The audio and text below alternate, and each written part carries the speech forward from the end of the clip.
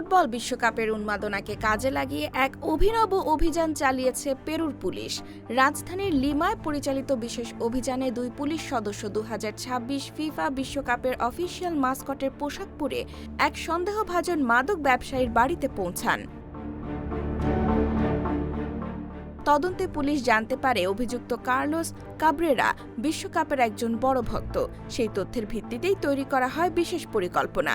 অভিযানের সময় তিনি বাড়িতে বসে বিশ্বকাপের উদ্বোধনী অনুষ্ঠান উপভোগ করছিলেন।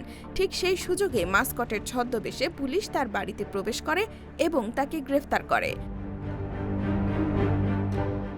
পুলিশের গ্রিন স্কোয়াডের প্রধান কর্নেল কার্লোস ফ্রেদি আলকান্তারার মতে, অভিযানে কাব্রেরার কাছ থেকে 2524টি কোকেন বেস পেস্টের প্যাকেট এবং একটি আগ্নেয়াস্ত্র উদ্ধার করা হয়েছে। তবে এটি পেরুর পুলিশের প্রথম ছদ্মবেশী অভিযান নয়।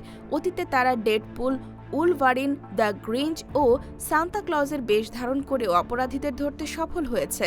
বিশ্বকাপের আবহে পরিচালিত এই অভিযান সামাজিক যোগাযোগ মাধ্যমে ব্যাপক আলোচনার জন্ম দিয়েছে। অনেকেই এটিকে অপরাধ দমনের সৃজনশীল ও কার্যকর কৌশলের অনন্য উদাহরণ হিসেবে দেখছেন। M1 TV news desk.